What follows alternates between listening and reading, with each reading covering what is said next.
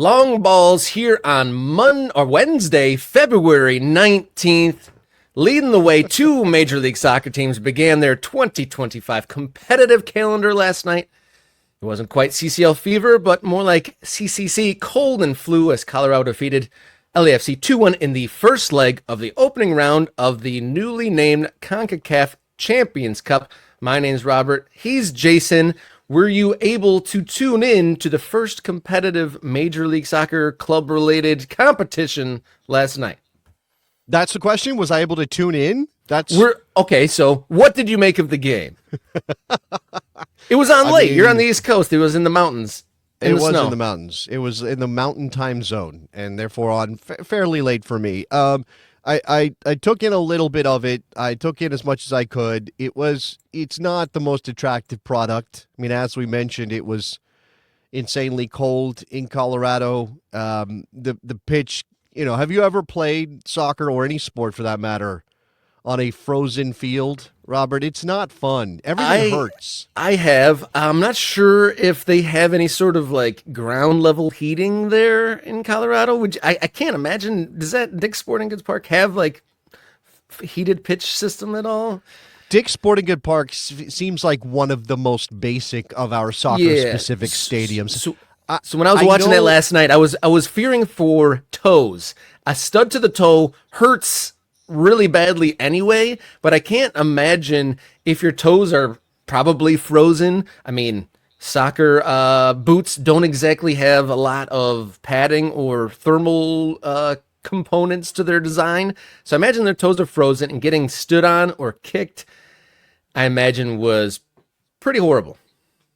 Yeah, I know that Children's Mercy Park in Kansas City, home of Sporting Kansas City, where, of course, this evening we're expecting to see a game happen between Inter Miami and Sporting Kansas City. Again, that was moved from Tuesday night to Wednesday night because of snow. They were like, it's so cold, but it's also going to snow. We don't want the snow. And then also it's going to be colder tonight than it was last night in Kansas City.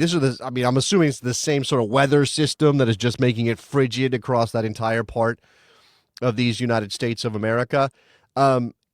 It did not look like they were enjoying any of the modern technology that could help warm them last night. I saw a picture of Olivier Giroud, and he looked about as miserable as a person can look. And of course, but at least the players get to run around and be active and get their body temperature up a little bit. But fans, I mean, unless they're really jumping around and doing jumping jacks in the stands or something, hopefully no lost digits, like you said. I think you would have to. I mean, it's one of those things where, as a club, as the Rapids hosting this game, it's like we are risking a lawsuit just by having the game and people sitting there, watching it, and then I lost my pinky toe to the frostbite at Dick's Sporting Goods Park. I'm suing. In terms of the game, Djordje Mihailovic is a good soccer player. Oh, right? Man, his free kick is the highlight, right? Yeah, we're going to get to, he obviously scored from the penalty spot as well. We will get to our Eastern Conference predictions today. Western Conference predictions will come on Wednesday. Friday. And I'll have to, sorry, today's Wednesday. That's what I meant, on Friday. You did it first, and now I'm following in your footsteps. Hey, we're in tandem here. We reset our calendars together. That's what it is. So I'm going to get to the Western Conference on Friday, and I got to think about the Rapids, because this has been, there were some changes. There were some changes made. Things happened in the offseason. Of course, that happened to everybody. I don't know how much this result is going to play into my expectations. Kind of have to toss it out because it was 3 degrees or whatever it was. And because it's, it's not, while it's competitive, and of course the points that you can earn on the weekend, the first weekend of the season, count the same as the points you can earn in October in Major League Soccer. I don't know that I see this and go, this is going to be a good sign for Colorado's season. I can see the Rapids making some waves in the West. I think LAFC, who continues to kind of turn themselves into, I don't know, the Steve Tarundolo's ideal soccer team, but that doesn't necessarily mean they'll be fun to watch. We'll see how that goes as well. In terms of the tie, though, I mean, if you're Colorado, I guess you just want to lead off the first leg, right? You don't want to be going back to LA trying to chase the game. And in this case, maybe that does set up for Chris Armas to be somewhat regressive with his tactics and give them a chance to get through. Again, because of the timing of this competition and because of the turnover in the offseason for MLS teams, it makes it really hard to even handicap this thing and say, I got LAFC coming out of this. If you go off of last year's results, of course, you would say LAFC was the favorite coming in against the Rapids. But that might not be the case this early in the campaign with some of the things that are going on. So I think the Rapids, getting an advantage is nice, but I would imagine that LAFC could very easily win by a goal or two in Los Angeles, and then we will have to see how that plays out. Yeah, you could imagine that late goal from Aaron Long proving to be pretty important in that second leg. Just a 1-goal difference heading home to LA. They won't have the weather conditions to deal with, at least not cold to that degree there. There are some games tonight. You got another point on that?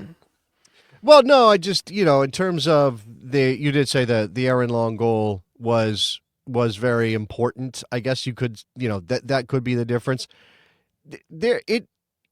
Is that one of those things where there's a little bit of a possibility that could have been ruled off in certain places? There's an offside player, and whether he's involved in the sequence, I think is in the eye of the beholder. He's pretty close. Yeah, it just skimmed if you didn't see it last night, there was the LAFC goal comes from a free kick that's angled in. It goes just over the head of an offside player, and then Aaron Long, who is onside, gets a glance and it goes in. But yes, if a official ruled that off for offside, I don't think there would have been too many arguments. Although Colorado, none of the players had their hands up claiming for it either.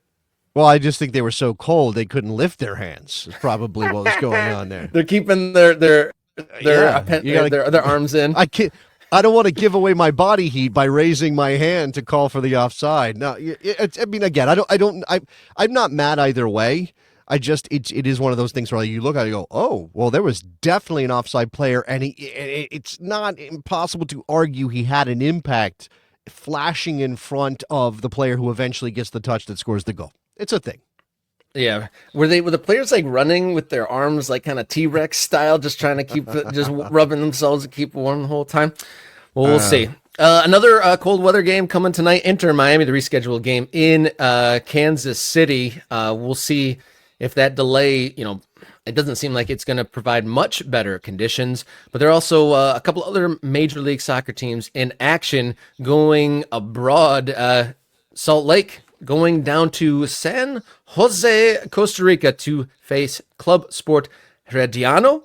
And then it's FC Cincinnati going to Honduras to play FC Matagua.